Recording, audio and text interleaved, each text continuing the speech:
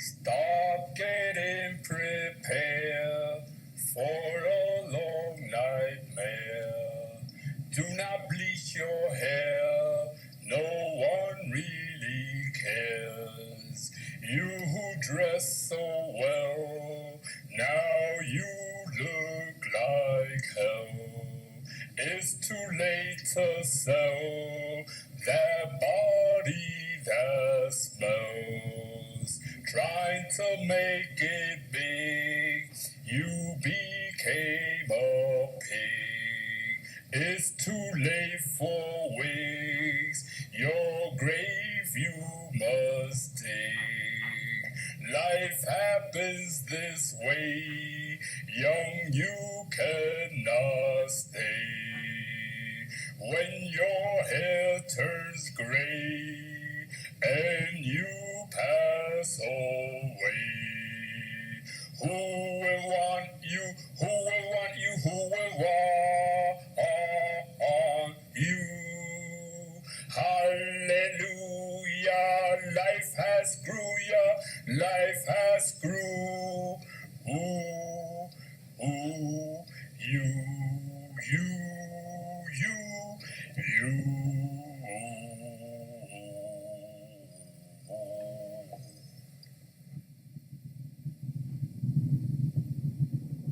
Pedro Pietri. Pedro Pietri was a Norwegian poet, playwright, and social activist who often wrote about the struggles of being Puerto Rican and living in America. Originally born in Ponce, Puerto Rico, Pedro was uprooted at the age of 3, where he and his family moved to Manhattan, New York. Being very close with his family, he spent a lot of time around his aunt, who was also a poet herself. Like his aunt, Pedro took up poetry in high school, often talking about the racial discrimination that went on in his community. Pedro, like many other young men in the 1960s, was drafted to fight in the Vietnam War. Shortly after leaving the war, Pedro joined a Puerto Rican activist group called the Young Lords. The Young Lords is a civil and human rights activist group that fight for neighborhood empowerment, especially for Puerto Ricans and other Latinos. It was during his time serving in the Young Lords that Pedro wrote his most famous poem, Puerto Rican Obituary. Pedro also helped start the Norwegian movement, which was a cultural intellectual movement that consisted of writers, musicians, poets, and various artists of Puerto Rican descent. Pedro, along with a few other co-founders, also created the Norwegian Poets Cafe, which is a non-profit organization that hosts a variety of artistic events, including open mic. Pedro also wrote screenplays, anthologies, and has a collection of poetry books. People consider Pedro as a free spirit. He often spoke his mind and very much believed in his people. His performances were spoken to be nothing short of entertaining. He would hand out condoms to the audience, dress in all black, wear signs during his performances. He was unique and had a distinct style. He spoke about freedom, oppression, racism, and being a nonconformist. In 2003, Pedro was diagnosed with stomach cancer. He spent that year traveling around Mexico seeking alternative treatment. However, on March 3rd, 2004, he died while on his way back from New York. His funeral was held at First Spanish Methodist Church, which was taken over by the Young Lords in 1969. Pedro was definitely taken too soon. Lastly, I will be showing an excerpt of Pedro's most famous piece, Puerto Rican Obituary. They worked. They were always on time. They were never late. They never spoke back when they were insulted. They worked. They never went on strike about permission. They never took days off that were not on the calendar. They worked 10 days a week and were only paid for 5. They worked, they worked and they died.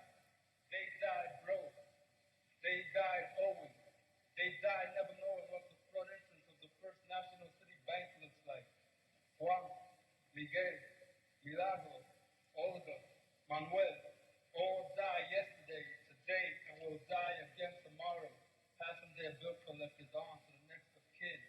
All die waiting for the Garden of Eden to open up again under renewed management. All die dreaming about America, waking them up in the middle of the night, screaming, Mira, mira, your name is on the winning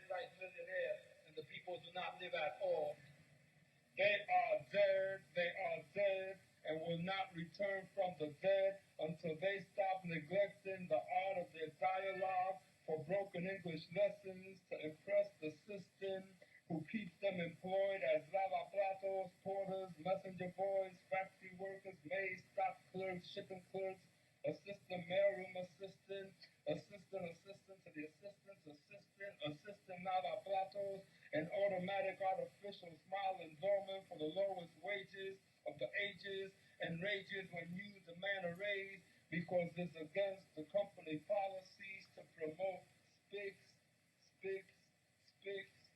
Here lies Juan, here lies Miguel, here lies Milagros, here lies Olga, here lies Manuel, who died yesterday, today, and will die again tomorrow. Always broke, always owing, never knowing that they are